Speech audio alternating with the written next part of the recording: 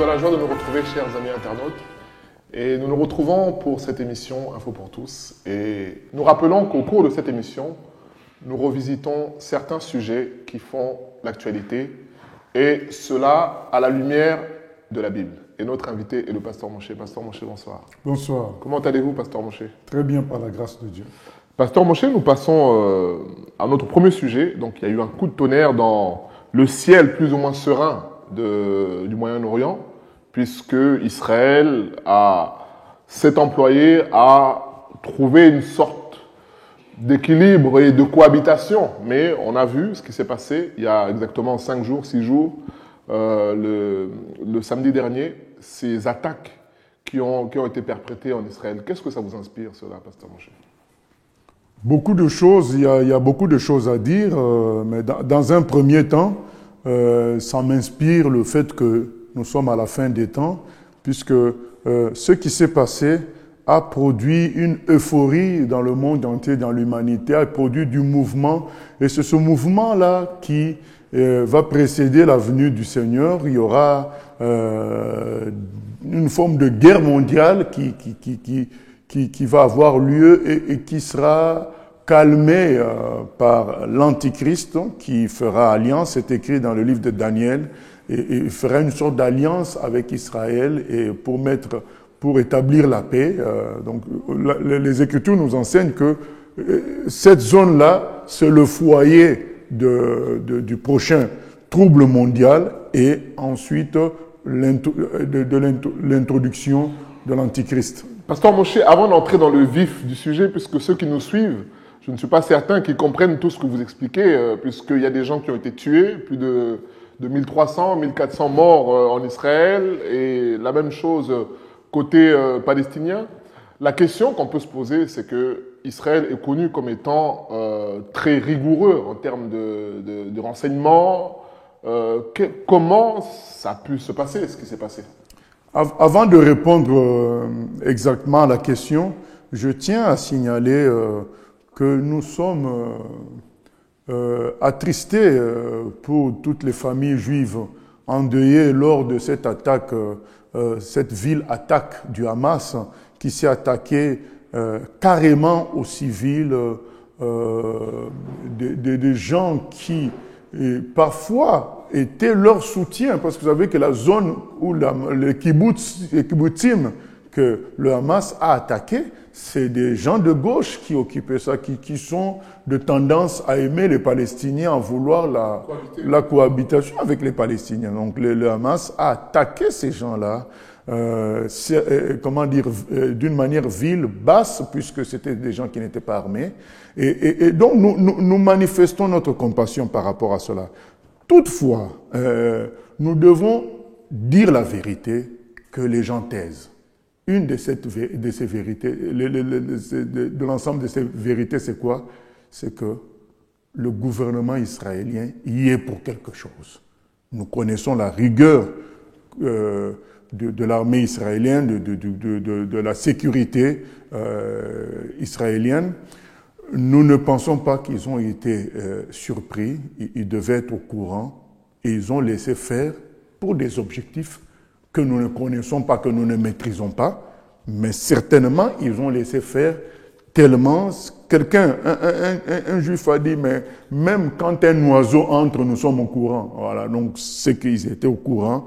Ils ont laissé faire dans le but de créer l'hystérie. Voilà. Le Hamas a fait ça pour créer l'hystérie, et eux, ils ont laissé faire pour créer l'hystérie. Chacun crée l'hystérie pour ses objectifs. Pasteur Moshe, vous êtes dans une logique plus ou moins qu'on pourrait appeler complotiste aujourd'hui, dans ce que vous dites. Donc, est-ce qu'on ne pourrait pas imaginer aussi qu'en tant qu'humain, on peut avoir des failles dans la sécurité, pas jusqu'à ce niveau-là. Vous vous rendez compte, c'est 1000 personnes qui ont attaqué.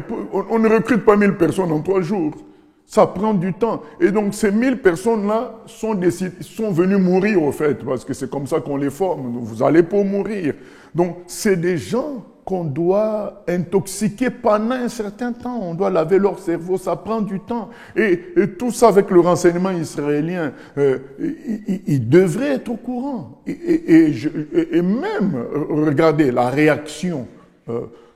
Quand ils ont su qu'il y a eu attaque, ils ont réagi tardivement pour une attaque de ce genre-là.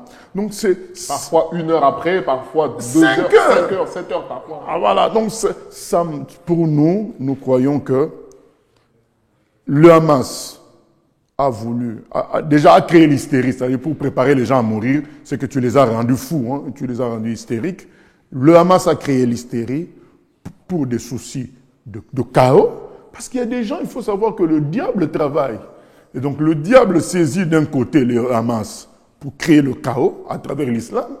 De l'autre côté, il utilise le gouvernement israélien, en majorité, bien sûr, des gens qui sont dans les sciences occultes, pour créer aussi le chaos, pour créer l'hystérie. Donc le but, c'est le système maçonnique, ordo ab chaos. On crée le chaos pour mettre un certain ordre. Maintenant, nous ne savons pas quel est l'ordre qu'ils veulent mettre, mais nous pensons qu'ils font partie du complot. Le gouvernement israélien. Et, Pasteur Moshe, une question qu'on pourrait se poser, est-ce que vous pensez que cette guerre peut s'étendre sur toute la région et quelles pourraient être les conséquences, puisqu'on accuse sans avoir des éléments probants, on accuse l'Iran, on accuse, et certains disent même que le Hamas a attaqué puisque Israël était sur le point de signer des accords avec l'Arabie Saoudite et voilà. Est-ce que vous pensez qu'il y a un enjeu stratégique, géopolitique de cet ordre? Oui, mais c'est secondaire. Pourquoi j'ai dit que c'est secondaire? J'ai dit que c'est secondaire parce que le gouvernement israélien, s'il voulait vraiment signer ces accords, pouvait empêcher cette attaque. En laissant passer cette attaque, c'est qu'il y a un objectif beaucoup plus important que ces accords-là. Voilà, donc oui, ça peut se généraliser cette guerre, mais ça veut dire que c'était ça l'objectif. Le Hamas est manipulé par le diable, mais les vrais cousins du diable, ce sont les gens qui dirigent ce monde, le nouvel ordre mondial. C'est eux qui veulent orienter le monde selon la direction qu'ils ont décidée. Donc, ils peuvent chauffer le Hamas, ils peuvent utiliser le Hamas pour créer l'hystérie. Et dans l'hystérie, tout est permis, tous les coups sont permis. Donc, on crée l'hystérie dans les deux camps. Dans le camp des Arabes, dans le camp des Juifs, et le monde entier s'en mêle. Il y a des alliances qui se font, il y a des gens qui se détestent, et puis ça crée un feu qui va embraser le monde entier. Oui, c'est possible. Et Pasteur Moshe, est-ce que la solution à 2 États ne pourrait pas être la solution? Quelle pourrait être la solution, puisque c'est un conflit qui dure aujourd'hui depuis de nombreuses années?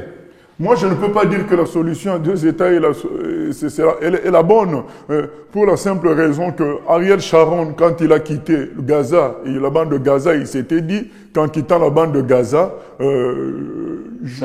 ça éviterait des problèmes à chaque fois pour les soldats israéliens sur place, ça donnera une certaine autonomie aux Arabes, ils vont prospérer, nous serons tranquilles en bons voisins, mais nous voyons le résultat. Donc, la solution à 2 États n'exclut pas qu'une forme de Hamas finalement fasse un coup d'État comme ils l'ont fait à Gaza et récupère et commence à combattre Israël. Donc la solution ne se trouve pas à ce niveau-là. Pour moi, la solution, c'est dans le Seigneur Jésus. Il faut que ce soit les Juifs, que ce soit les Arabes qui reconnaissent qu'il n'y a qu'un seul maître, c'est Jésus de Nazareth, le sauveur de l'humanité. Et vous voyez, là où il y a des Arabes qui croient en Jésus et des Juifs qui croient en Jésus, ils prient ensemble. Voilà. La solution, c'est Dieu. C'est pas 2 États ou un seul État, tout ça, c'est pas la solution. La solution vient dans le fait que les Juifs reconnaissent leur Dieu. Pasteur Moshe, quelle position devrait adopter un chrétien par rapport à cette situation? C'est compliqué de se positionner. Non, de l'autre côté, on s'attache aux promesses de Dieu par rapport à Israël et humainement, on a tendance à vouloir prendre parti pour Israël, mais de l'autre côté, il y a des civils qui n'ont rien demandé, qui meurent, il y a de l'injustice. Comment prendre position par rapport à ça Nous ne pouvons pas prendre position contre la Bible. la Bible nous enseigne d'aimer notre prochain. La Bible nous enseigne de venir en aide aux gens qui souffrent. Et donc, du coup, tout ce qui est fait dans le sens de frapper les innocents, qui touche aux innocents, aux bébés, aux malades, nous ne pouvons pas appuyer ça. Nous affirmons ce que dit la Bible, que cette terre-là a été donnée aux enfants d'Israël. Nous affirmons cela. Nous affirmons également que Dieu a prévu dans cette zone-là de la terre pour les enfants d'Ismaël. C'est écrit dans la parole de Dieu, puisque les deux sont des enfants d'Abraham. Quand Dieu donne la promesse, il le fait à Abraham également. Et les musulmans, les Arabes sont d'Abraham. Voilà. Nous affirmons cela. Maintenant, comment tout cela va fonctionner comme il faut, nous laissons ça à Dieu. Donc le chrétien n'a pas à prendre position d'une manière catégorique, d'une manière doctrinale. Donc il reste tout simplement attaché aux vérités des Écritures. Dieu a donné cette terre aux enfants d'Israël. Et maintenant, Jésus nous demande d'aimer tout le monde. Nous devons souhaiter le bien des Arabes, le salut des Arabes, le salut des Juifs, et condamner tout ce qui touche aux innocents, tout ce qui frappe les femmes comme ça, à l'arbitraire. Nous ne devons pas soutenir tout ce qui amène la souffrance chez un humain. Dernière question, en 2 mots, Pasteur Moshe, est-ce que vous pensez que cette situation pourrait conduire à une nouvelle guerre mondiale? Oui, même si, au fond de moi, je crois que ça, ce n'est qu'une préparation. Au fait, les choses se passeront comme ça se passe aujourd'hui. Il y aura des événements qui vont produire une hystérie mondiale et entraîner un conflit mondial. Et les humains qui seraient déjà habitués aux jeux vidéo, aux téléréalités, à vivre des plaisirs et dans la liberté anarchique, ils diront non, nous voulons, on dit comment, peace and love, donc on veut ça, et puis il y aura un faux messie qui viendra là, l'antichrist, qui réussira à convaincre les Arabes et les Juifs de se calmer, et le monde entier, quand lui va réussir son coup, les gens vont le déclarer comme le président du monde, et c'est comme ça que les choses vont commencer, quoi. Voilà. Pasteur Moshe, nous passons à notre deuxième sujet. La France a été visitée par 2 personnes imminentes de ce monde, le roi Charles III et le pape François. Alors, que vous inspirent ces visites, puisque ce qui est curieux avec le roi Charles III, c'est qu'il a dû annuler la première visite puisqu'il y avait des manifestations en France, mais il a quand même maintenu. Est-ce qu'il y a une lecture qu'on pourrait faire de ces visites Oui, pour moi, la lecture est simple. Macron vient soumettre la France aux autorités de ce monde, parce que les rois d'Angleterre font partie des plus hauts gradés dans le nouvel ordre mondial, ainsi que le pape. Donc Macron vient prendre notre pays et le jeter aux pieds de ces gens-là, dire voilà, je vous reconnais comme mes chefs. C'est ça qui se passe. Donc le monsieur d'Angleterre est venu visiter un de ses territoires spirituels, quoi, la France, de même le pape aussi. Pourtant, M. Macron a participé à la messe, il a quand même... Mais justement, il s'est incliné. Il s'est incliné, donc il veut dire, ben voilà, je te reconnais comme chef de la France. De même, il a fait avec le Charles. Voilà, donc ça, ce sont des trafics spirituels. Et est-ce que ça pourrait avoir un impact sur la population française? Et de quel ordre? L'impact, c'est la fatigue. L'incrédulité ça crée. En fait, ces mouvements-là sont là pour rendre... Ces forces-là sont en travail pour rendre les Français obéissants. En fait, les Français font partie encore du petit village dans le monde, hein, comme Astérix, qui résiste d'une certaine manière au nouvel ordre mondial, par les grèves, par une façon encore de concevoir la vie. Par exemple, les Français sont attachés à manger à table, ça prend du temps, mais dans le milieu anglo-saxon, la nourriture mangée, c'est rabaissé, quoi. Donc on mange le plus vite possible pour faire des choses. Les Français tiennent encore à manger tranquillement. Il y a plein de petites choses comme ça, les grèves, l'attachement à la sécurité sociale. Et du coup, spirituellement, il faut venir les fatiguer. Donc il fait venir des grands pour essayer de poser spirituellement la main sur la France. Donc vous dites en quelques mots que le président actuel, M. Macron, a vendu la France d'une certaine manière. En quelque sorte, il fait allégeance à ces gens-là. Et quand lui, il fait allégeance, donc c'est la France qui s'incline, en fait. Pasteur Moshe, nous passons à notre troisième sujet. Je ne sais pas si vous avez entendu parler de la loi Evras en Belgique. Donc la loi d'éducation à la vie relationnelle, affective et sexuelle. Donc je vous invite à regarder avec moi ce reportage et ensuite nous commenterons. Depuis la rentrée des classes, ces 5 lettres mettent la Belgique sous tension. Evras pour éducation à la vie relationnelle, affective et sexuelle, une animation proposée en classe qui provoque la colère de ces manifestants. Musulmans, catholiques intégristes et complotistes, ensemble pour réclamer la suppression de ces ateliers. Ils apprennent à nos enfants, si tu es un garçon mais que tu crois dans ta tête que tu es une fille, tu peux devenir une fille. Des inquiétudes si fortes que plusieurs écoles ont brûlé dans le pays. Des dégradations que ce père de famille désapprouve, mais en tant que musulman, il ne souhaite pas que ses enfants reçoivent cet enseignement. C'est un gros problème d'être forcé à accepter quelque chose que l'on ne peut pas accepter. Ça ne concerne pas uniquement la diaspora arabe et musulmane. Dans la dernière manifestation, il y avait aussi beaucoup d'Européens. Les intervenants mandatés dans les écoles viennent des plannings familiaux. Leur directrice accepte de nous montrer le matériel utilisé. Ici, j'ai un livret qui permet d'aborder la question des règles. Un moyen pour elle de contrer la désinformation qui vise ces animations, surtout sur la question du genre. Il y a beaucoup de confusion. Quand on parle de genre, il y a déjà la question des stéréotypes de genre. Ça, c'est important de les aborder en matière d'égalité. Maintenant, sur les questions de transition, évidemment que personne ne va encourager les enfants à transitionner. Une polémique suivie de près par les autorités belges. Ce spécialiste met en garde contre une partie de ce mouvement anti-Evras, dont les motivations sont les mêmes depuis longtemps, selon lui. Certains de ces acteurs religieux musulmans sont liés à l'islamisme. Et la stratégie de l'islamisme est d'encadrer l'éducation des musulmans en Europe. Parce qu'ils manifestent, en réalité, ils refusent ce plan d'éducation nationale, mais derrière, ils refusent en réalité un modèle de société. Plus d'un mois après la rentrée des classes, la polémique ne semble pas s'apaiser.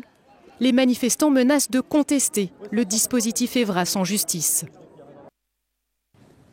Pasteur Moshe, faut-il s'inquiéter de cette... Bien sûr qu'il faut s'inquiéter.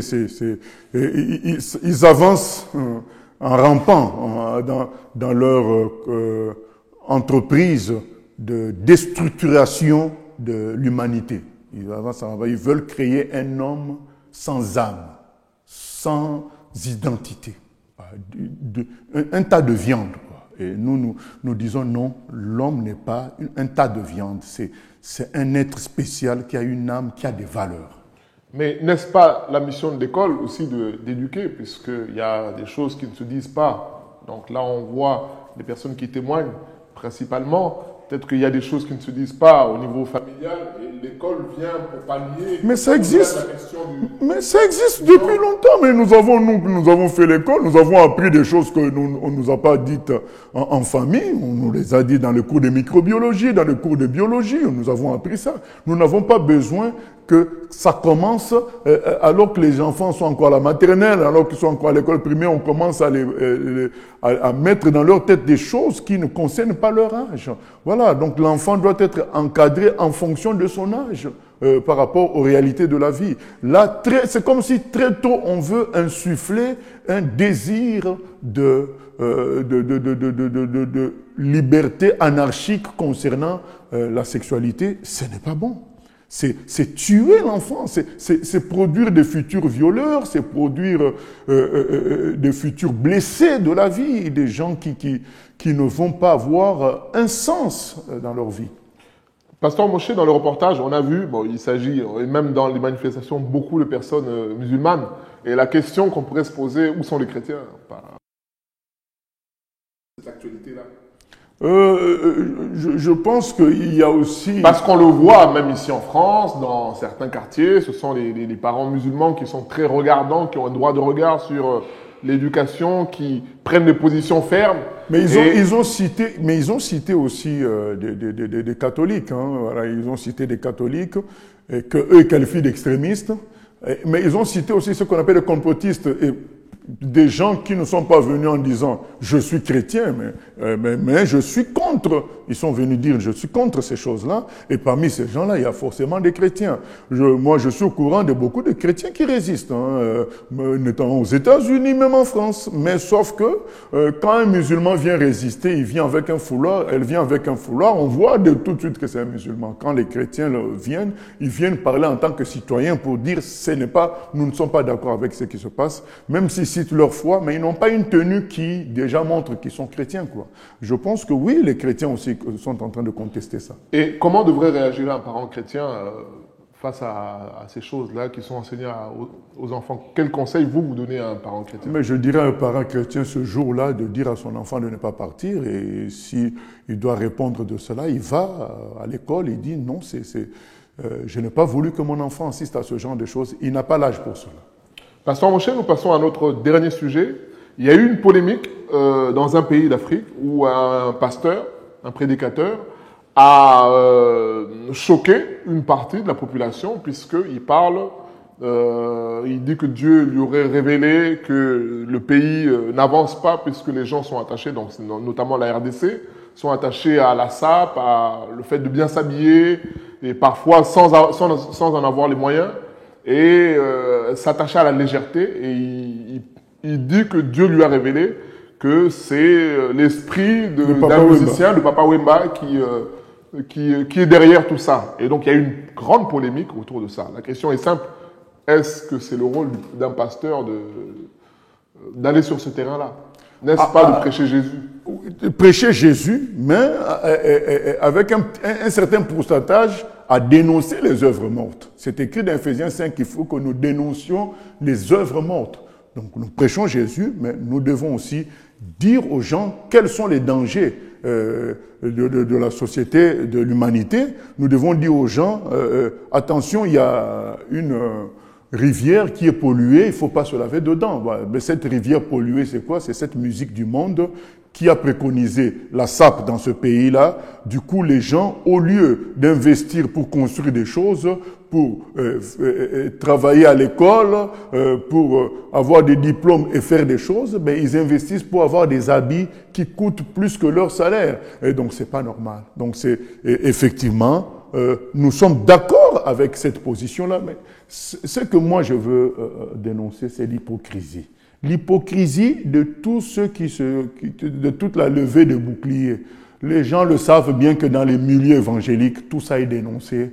Nous considérons que la musique du monde est satanique. Surtout que lui-même le concerné, Papa Wemba, il y a des vidéos où lui-même il dit que... Il a fait des contrats. Voilà.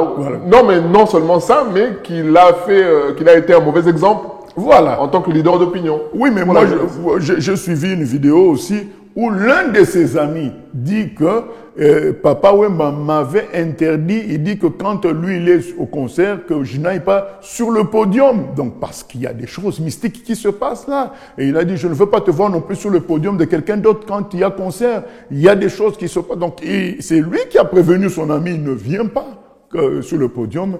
Il y a des témoignages de ces musiciens qui disent que quand lui il était là, il sentait comme un poids, ils étaient comme aspirés comme par un éléphant.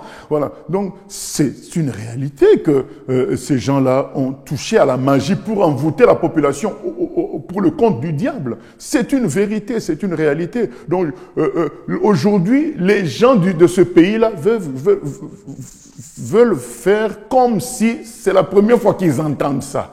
Mais ça se dit dans beaucoup d'églises depuis longtemps, cette réalité-là des musiciens qui font des contrats sataniques pour envoûter la population afin de les amener à servir Satan d'une manière ou d'une autre. Et voilà, c'est ce que nous pouvons dire. Mais dans une logique d'apaisement, est-ce que n'aurait-il pas fallu que cet homme, ce pasteur, puisse apaiser les choses? En faisant quoi? Peut-être pas s'excuser, mais en calmant les choses. Il n'y a pas à calmer. La vérité, c'est la vérité qui sauve. Donc si... Donc vous referiez la même chose que cet homme-là? Ah bien sûr, je dénoncerai la même chose, je dirais la même chose. Il y a des plaintes qui sont déposées. Hein, que ce pays-là est envoûté et détruit par les esprits qui ont utilisé cet homme-là, Papa Wemba, pour détruire la jeunesse, détruire même le pays, puisque beaucoup ne font rien. La l'oisiveté, c'est devenu la religion du pays. Les gens pensent, faites musique, bière, femme, tout ça, c'est ça. Ces musiciens-là ont été utilisés pour rendre les gens, les Congolais, esclaves de ces choses-là. C'est pourquoi ils n'évoluent pas. Pasteur Moshe, nous arrivons au terme de notre émission. Est-ce que vous avez quelque chose à rajouter au regard de tout ce que nous avons évoqué ce soir? Au regard de tout ce que nous avons évoqué, je pense que c'est évident pour nous tous, pour tout le monde, qu'il y a une mystérie autour de ce qui s'est passé en Israël, qui s'est élevé, donc qui s'est levé au point que on commence à dire les otages, d'accord, comptaient beaucoup autrefois, mais cette fois-ci c'est d'abord vaincre le Hamas. Donc même Israël change son paradigme concernant les otages, c'est grave. Donc vous voyez, quand il y a l'hystérie, les gens peuvent se permettre tout. Alors n'entrons pas dans l'hystérie. C'est ça que moi je conseille aux gens, aux chrétiens. N'entrez pas dans l'hystérie. L'hystérie c'est hors contrôle. L'euphorie c'est hors contrôle. Restez dans la paix. C'est dans le calme et la confiance que sera votre force, dit Ésaïe 30:15. C'est dans la tranquillité et le repos que sera votre salut. Prenons les choses dans la paix bibliquement. Prions pour la paix de Jérusalem, mais n'entrons pas dans des conflits qui ne nous concernent pas, dans le sens où on va détester un peuple, détester un pays, soutenir une guerre. Non, nous devons prier et nous devons souhaiter que le peuple juif se convertisse à Jésus. Et pour le reste, voyez comment se passera la fin du monde. Ça sera des événements de ce genre qui vont déclencher une forme de troisième guerre mondiale. Et là, c'est un coup de semonce pour nous tous. Préparons-nous à la venue du Seigneur. C'est sur ces mots, chers amis internautes, que nous arrivons à la fin de notre émission. Nous vous disons à une prochaine.